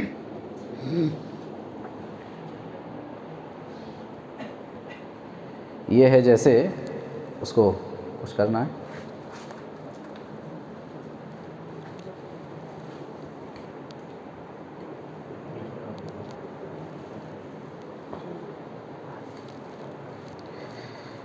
جیسے یہ چادر ہے،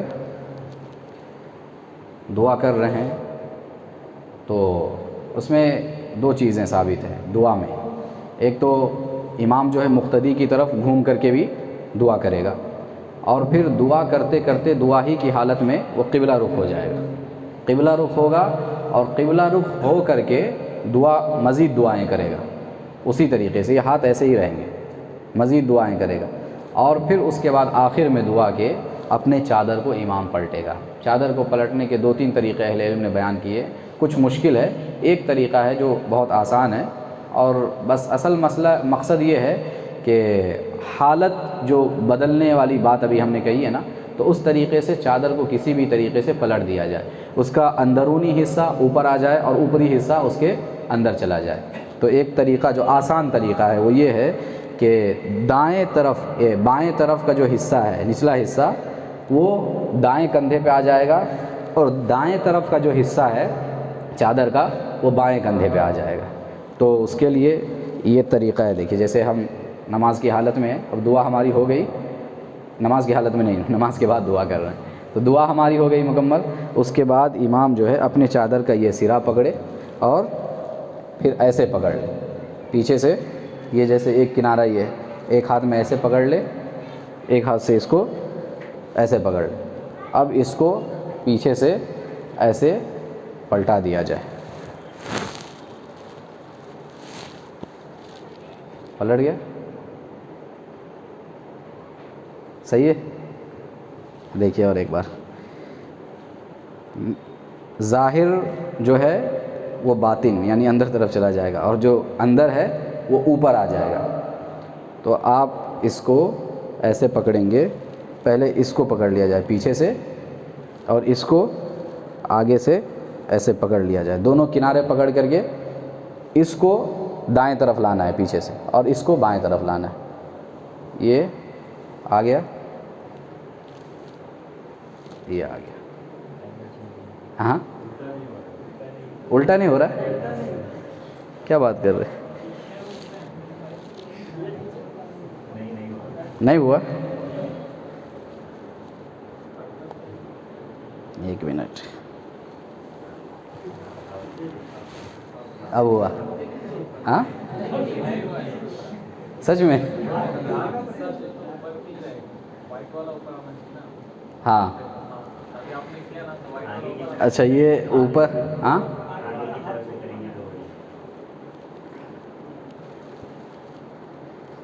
ویسے بھی کر سکتے ہیں، مطلب صرف چادر پلٹانا مقصد ہے، آگے سے کیجئے یا پیچھے سے کیجئے۔ ابھی بھی ویسے ہو گیا؟ ہاں ابھی میں نے اوپر کیا تھا۔ ہاں چھوٹا ہونے کی وجہ سے نہیں، ہو جائے گا، لیکن بس یہ خیال رکھنا ہے کہ یہ ہے نا اندر چلا جائے اور نیچے والا اوپر آ جائے۔ اس میں تھوڑا مشکل ہو رہا ہے، کوئی کر کے بتا سکتے؟ بتائیے۔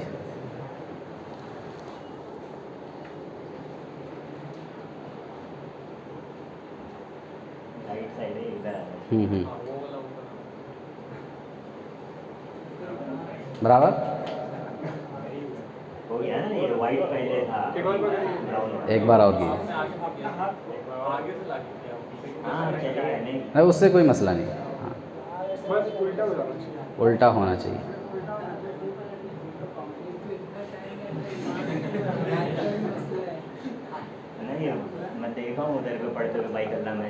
ہاں ہاں ہاں نہیں میں بھی ابھی اوپر کیا تھا تو ہو گیا تھا، خیر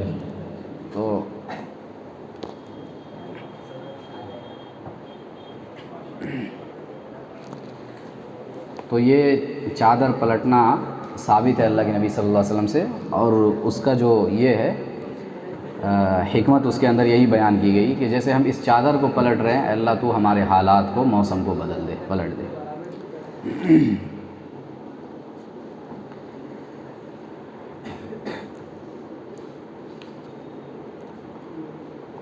اور کوئی سوال اس حوالے سے؟ جی کھڑے ہو کر کے ہی دعا کریں گے۔ جی اس کے بعد دیکھیے نماز اشراق اور چاشت ختم کر لیتے ہیں، آج نوافل کا باب ختم ہو جائے گا، اس کے بعد انشاءاللہ ہو سکتا ہے 2-3 لیکچر میں یہ ہمارا نماز کے مسائل مکمل ہو جائیں گے، اس لیے مختصر ہے، 2 چیزیں نماز اشراق اور نماز تسبیح، 2 چیز دیکھتے ہیں۔ نماز اشراق اور چاشت یا صلاۃ الاوابین، یہ جو اشراق ہے، نماز چاشت ہے اور صلاۃ الاوابین ہے، یہ لوگ سمجھتے ہیں کہ الگ الگ نمازیں ہیں، حالانکہ یہ الگ الگ نمازیں نہیں، ایک ہی نماز کے مختلف نام ہیں یہ وقت کے اعتبار سے۔ یعنی اگر آپ سورج نکلنے کے فوراً بعد اگر آپ پڑھ لیتے ہیں تو وہ نماز اشراق ہے، تھوڑا سا سورج کے بلند ہونے کے بعد پڑھتے ہیں، جیسے ہمارے پاس 8-9 بجے 9:30 بجے کا وقت ہے، سمجھ لیجئے 10 بجے، تو یہ نماز چاشت کا ہو گیا، وقت کے حساب سے نماز وہی ہے، لیکن وقت کے بدلنے کی وجہ سے ضحیٰ چاشت ہو گیا۔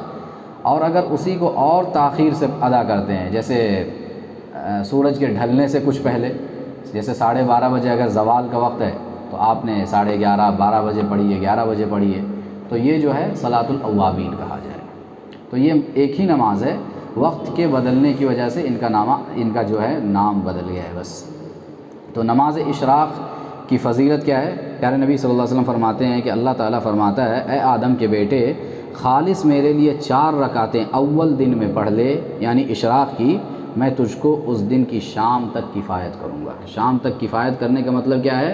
ایک مفہوم اہل علم نے یہ بیان کیا کہ تیرے کام کو میں سنوار دوں گا، تیرے کام کے اندر خیر ڈال دوں گا، برکت ڈال دوں گا۔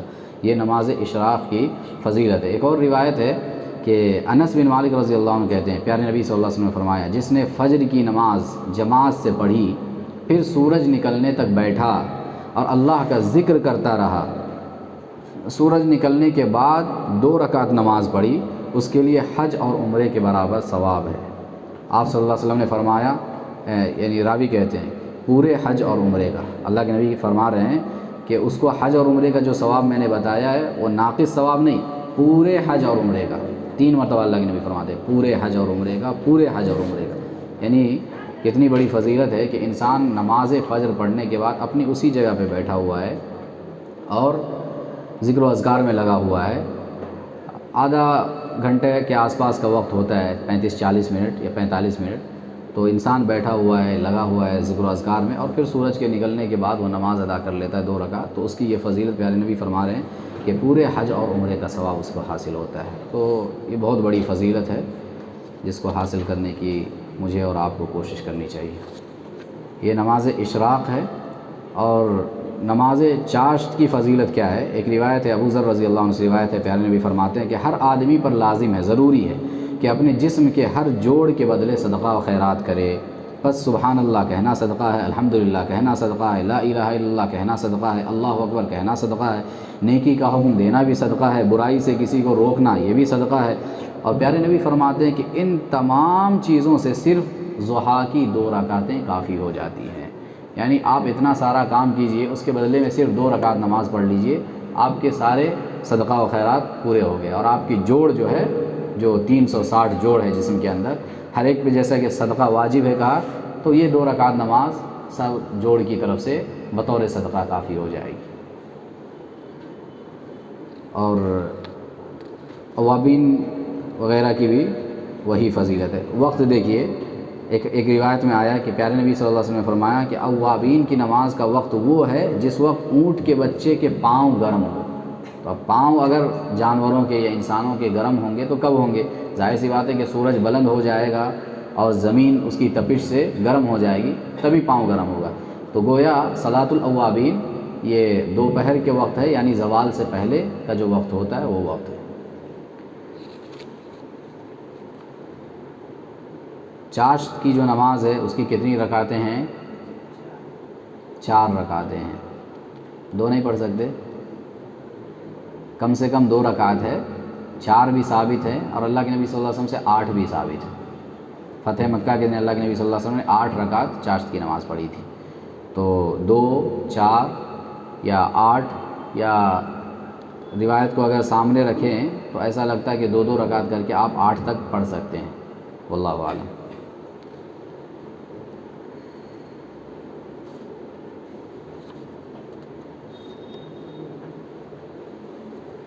کوئی سوال اس بارے میں؟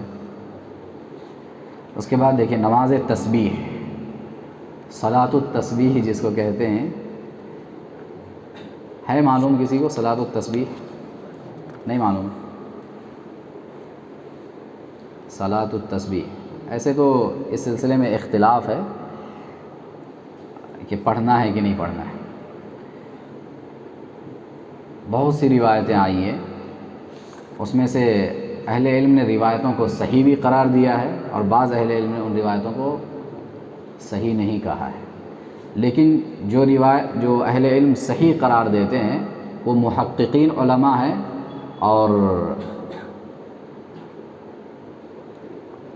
ان کی جو تحقیق ہے اس کے حساب سے، چونکہ محقق یعنی ریسرچ کی وجہ سے جو اہل علم ہیں صحیح نہیں قرار دیتے ہیں، وہ علماء محقق نہیں ہیں، فقہا ہیں، مسائل مستنبط کرنے والے ہیں، اور حدیثوں میں جو علماء جرح کرنے والے ہیں ان علماء نے، جرح و تعدیل کا جو باب ہوتا ہے اس میں سے جو علماء اس کے ماہر ہیں انہوں نے ان حدیث کو صحیح قرار دیا ہے۔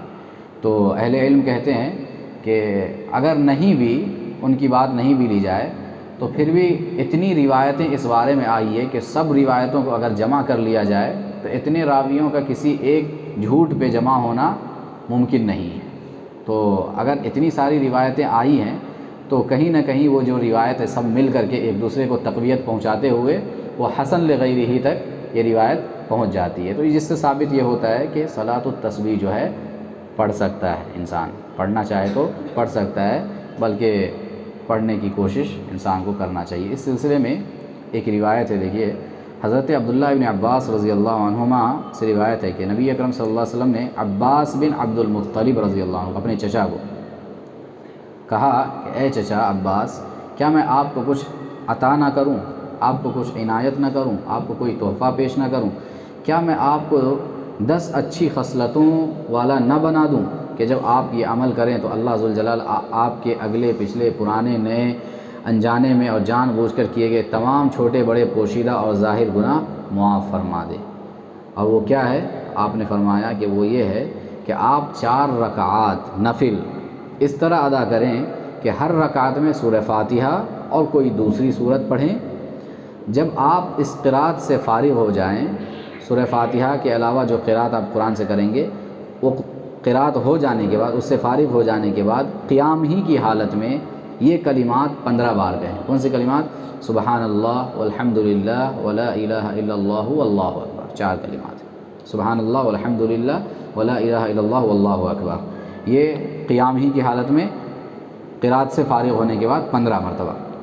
پھر آپ رکوع میں جائیں، تسبیحات رکوع سے فارغ ہو کر رکوع میں ہی انہی کلمات کو پھر 10 بار دہرائیں۔ پھر آپ رکوع سے اٹھ جائیں، سمیع اللہ لمن حمدہ وغیرہ سے فارغ ہو کر 10 بار یہی کلمات پڑھیں۔ پھر سجدے میں جائیں، سجدے کی تسبیحات اور دعائیں پڑھنے کے بعد یہی کلمات 10 بار پڑھیں۔ پھر سجدے سے سر اٹھائیں اور اس جلسے میں جو دعائیں ہیں وہ پڑھنے کے بعد 10 بار انہی کلمات کو دہرائیں، اور پھر دوسرے سجدے میں چلے جائیں، پہلے سجدے کی طرح 10 بار اس تسبیح کو ادا کریں۔ پھر سجدے سے سر اٹھائیں اور جلسہ استراحت میں کچھ اور پڑھے بغیر 10 بار اس تسبیح کو دہرائیں۔ ایک رکعت میں کل 75 مرتبہ یہ تسبیحات آ جاتی ہیں، 75 تسبیحات 75 مرتبہ ہوئی۔ اسی طرح 4 رکعات میں یہ عمل دہرائیں۔ پھر اللہ کے نبی صلی اللہ علیہ وسلم یہ بتانے کے بعد، طریقہ بتانے کے بعد کیا کہتے ہیں؟ اگر آپ طاقت رکھتے ہوں، چچا سے کہتے ہیں اگر آپ طاقت رکھتے ہوں تو نماز تسبیح روزانہ 1 بار پڑھیں، اگر طاقت نہ رکھتے ہوں تو کم سے کم ہفتے میں 1 بار پڑھیں، اگر اس کی بھی استطاعت نہ ہو تو کم سے کم مہینے میں 1 بار پڑھیں، اگر یہ بھی استطاعت نہ ہو تو کم سے کم سال میں 1 بار پڑھیں، اور اگر یہ بھی استطاعت نہ ہو تو کم سے کم زندگی میں 1 بار ضرور پڑھیں۔ اس حدیث کو امام ابو داؤد، امام ابن خزیمہ اور حاکم وغیرہ نے روایت کیا، اسے صحیح کہا ہے۔ یہاں پہ صاحب کتاب نے لکھا ہے، حافظ ابن حجر رحمہ اللہ فرماتے ہیں کہ یہ حدیث کثرت طرق کی بنا پر، کئی طرق سے یہ روایت آئی ہوئی ہے، تو کثرت طرق کی بنا پر حسن درجے کی ہے۔ شیخ البانی فرماتے ہیں کہ امام حاکم اور حافظ ذہبی نے اس حدیث کی تقویت کی طرف اشارہ کیا ہے۔ امام حاکم اور امام ذہبی جو ہیں وہ فن حدیث کے بڑے ماہر ہیں، تو انہوں نے بھی اس حدیث کو دوسری سندوں کے اعتبار سے تقویت پہنچایا ہے اور کہا کہ یہ صحیح ہے اور یہ حق ہے، کیونکہ اس کے بہت سے طرق ہیں۔ علامہ مبارک پوری اور شیخ احمد شاکر نے بھی اسے حسن کہا ہے، جبکہ امام خطیب بغدادی، امام نووی، ابن صلاح وغیرہ نے اسے صحیح کہا ہے۔ تو محققین علماء نے، من جملہ یہ ہوا کہ محققین علماء نے اس حدیث کو حسن تک تو ضرور کہا ہے، اور بعض اہل علم نے صحیح کے درجے، اس سے بھی اوپر درجہ تک اس حدیث کو پہنچایا ہے۔ تو اس سے یہ ثابت ہوتا ہے کہ صلاۃ التسبیح انسان پڑھ سکتا ہے، پڑھنا چاہیے۔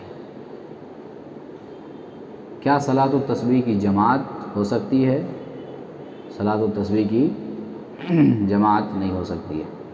انفرادی طور پہ اللہ کے نبی صلی اللہ علیہ وسلم نے اپنے چچا کو بتایا تھا، تو یہ ایک انفرادی عمل ہے، کیونکہ کوئی روایت ایسی ثابت نہیں ہے جو صحابہ کرام کو یا تو اللہ کے نبی نے خود پڑھایا ہو یا آپ نے سب کو مل کے پڑھنے کا اس طرح کوئی حکم دیا ہو۔ جیسے تہجد کی نماز، رات کی نماز ہم نے دیکھا کہ اللہ کے نبی پڑھا رہے ہیں اور صحابہ پیچھے پڑھ رہے ہیں اور تعداد دن بدن بڑھتے جا رہی ہے، لیکن اس طرح کی، اور ابھی پیچھے ہم نے دیکھا کہ نماز کسوف ہے، سورج گرہن کی نماز ہے، استسقاء کی نماز ہے، سب میں جماعت ہو رہی ہے، لیکن اس سلسلے میں جماعت کا کوئی ثبوت نظر نہیں آتا ہے۔ تو یہ انفرادی نماز ہے، اجتماعی نماز نہیں ہے۔ بہت سے لوگ تو ایسے ہیں جو فرض نہیں پڑھتے ہیں، سال بھر فرض نہیں پڑھیں گے، لیکن صلاۃ التسبیح کے لیے تو پورے اہتمام کے ساتھ رات جاگ جاتے ہیں پوری اور پڑھتے رہتے ہیں۔ تو ایسے لوگوں کو پہلے فرض کی اہمیت سمجھنا چاہیے اور اللہ سے توبہ کرنا چاہیے پہلے، پھر اس کے بعد صلاۃ التسبیح پڑھیں گے، تب جا کے یہ نماز فائدہ پہنچائے گی۔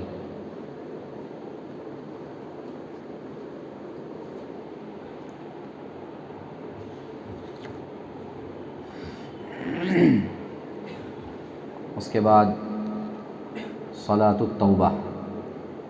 صلاۃ التوبہ انسان کوئی گناہ کرے، گناہ سرزد ہو جائے تو احساس انسان کو ہو، ندامت ہو، تو وہ 2 رکعت نماز پڑھے، وضو کر کے 2 رکعت نماز پڑھے، اور 2 رکعت نماز پڑھ کے اللہ رب العالمین سے اپنے گناہوں کی معافی مانگے، بخشش طلب کرے. روایت ہے کہ پیارے نبی فرماتے ہیں جب آدمی کوئی گناہ کرتا ہے پھر وضو کرتا ہے اور 2 رکعت نماز پڑھ کر اللہ تعالیٰ سے بخشش کا طالب ہوتا ہے تو اللہ سبحانہ و تعالیٰ اس کو معاف فرما دیتا ہے. لیلۃ القدر کے نوافل تو روایتیں گزر چکی ہے، جیسے عام روایتیں ہیں رات میں نماز پڑھنے کی، وہی روایتیں اس پہ ثبوت ہیں. پیارے نبی صلی اللہ علیہ وسلم نے اس بارے میں خاص طور پہ فرمایا من قام لیلۃ القدر ایمانا و احتسابا غفر له ما تقدم من ذنبه، کہ جو شخص لیلۃ القدر میں قیام کرے حالت ایمان میں اور ثواب کی نیت سے تو اللہ تعالیٰ اسے گزشتہ سارے گناہ معاف فرما دیتے. تو لیلۃ القدر کے نوافل 2 رکعت کر کے انسان جتنا چاہے پڑھ سکتا ہے. 15ویں شعبان کے نوافل، 15ویں شعبان یعنی اصطلاح میں جو ہمارے پاس شب برات کہا جاتا ہے، کسی حدیث سے ثابت نہیں ہے، صحیح حدیث سے ثابت نہیں ہے، جاگنے کی بھی روایت نہیں ہے، اور نہ ہی نماز پڑھنے کی روایت ہے، اور نہ ہی دوسرے دن روزہ رکھنے کی کوئی روایت صحیح ہے. اور جتنی بھی چیزیں اس سلسلے میں آئی ہوئی ہیں، نماز کا ہو اور بھی دیگر چیزوں کا، جاگنے کا، یہ سب بدعات ہیں، بہت بعد میں اللہ کے نبی صلی اللہ علیہ وسلم کے بعد ایجاد ہوئی ہیں. بیت المقدس میں ایک شخص تھا، اس نے اس رات نماز پڑھنا شروع کیا. صلاۃ الالفیہ کے نام سے نماز پڑھتے ہو، جو 15ویں شعبان کے نوافل ہوتے ہیں، صلاۃ الالفیہ 1000 رکعت والی نماز وہ پڑھتے ہیں لوگ. تو وہ ایک آدمی بیت المقدس میں، اس کی قرات اچھی تھی، اس نے پڑھانا شروع کیا. اب اس کی قرات دیکھ کر کے لوگ نفل سمجھ کر کے اس کے ساتھ شریک ہو گئے، اور لوگ بڑھتے گئے. پھر آئندہ سال بھی ویسے ہی ہو گیا، مزید لوگوں نے پڑھانے کا مشورہ دیا، اور یہ سلسلہ بڑھتا گیا حتیٰ کہ پورے علاقے کے اندر وہ نماز مشہور ہو گئی، اور وہاں سے پھر پورے دنیا کے اندر وہ چیز رائج ہو گئی. تو یہ بہت بعد میں اللہ کے نبی صلی اللہ علیہ وسلم کے بعد ہوا. اللہ کے نبی صلی اللہ علیہ وسلم سے کوئی اس طرح کی چیز ثابت نہیں ہے، تو لہٰذا بدعات سے اجتناب کرنا چاہیے، سنت کو اپنانا چاہیے.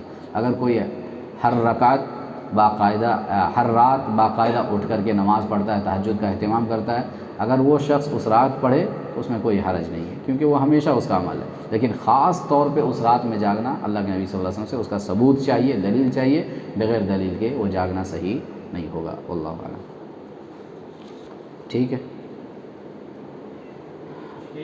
جی. صلاۃ التسبیح جو 4 رکعت پڑھے، وہ 4 رکعت بغیر سلام کے پڑھنا ہے کہ سلام پھیر کے 2 رکعت پڑھنا ہے؟ بغیر سلام پھیرے ہی سمجھ میں آ رہا ہے، کیونکہ سلام پھیرنے کی تو روایت ایک ہی سلام ہے نا. ہاں، سلام پھیرنے کی کوئی روایت نہیں نظر آئی ہے. اب اللہ کے نبی نے کہا نا کہ 4 رکعت اس طرح سے پڑھیں آپ کہ ہر رکعت میں ایسا ایسا عمل کرتے جائیں، تو اس سے ثابت ہوتا ہے کہ 4 رکعت ایک سلام کے ساتھ ہے. واللہ اعلم. ہاں تشہد، ہاں تشہد میں آخری تشہد میں خاص طور پہ جو صلاۃ التسبیح، یہ تسبیحات پڑھنے کی جو بات ہے وہ پہلے پڑھ لیں گے. تشہد کی جو دعائیں ہیں التحیات، شروع میں اس سے پہلے ہی یہ تسبیحات پڑھ لیں گے جو 10 بار پڑھنا ہے، اور پھر اس کے بعد ساری تشہد کی دعائیں پڑھ کے پھر سلام پھیریں گے. ہاں یہ آخری تشہد میں خاص طور پہ ذکر ہے، اور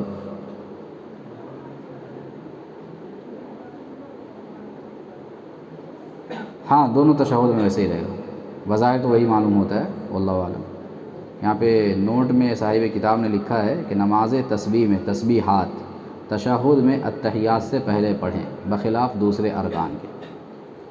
تو اس سے یہی ثابت ہوتا ہے کہ دونوں تشہد میں وہ التحیات وغیرہ پڑھنے سے پہلے ہی اس کو پڑھنا ہے.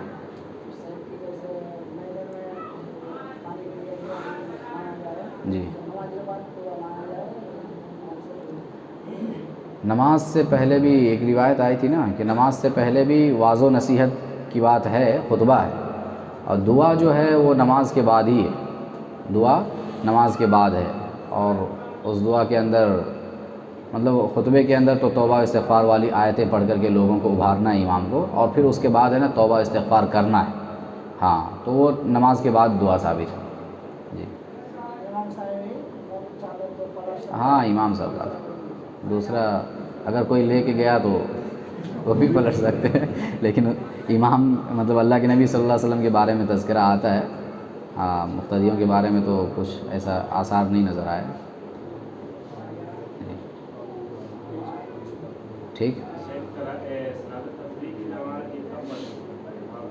جی،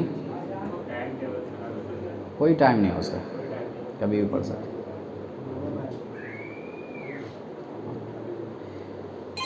ٹھیک، اللہ رب العالمین مسائل کو سمجھنے اور ان پر عمل کرنے کی توفیق عطا فرمائے. آمین. وآخر دعوانا الحمدللہ رب العالمین.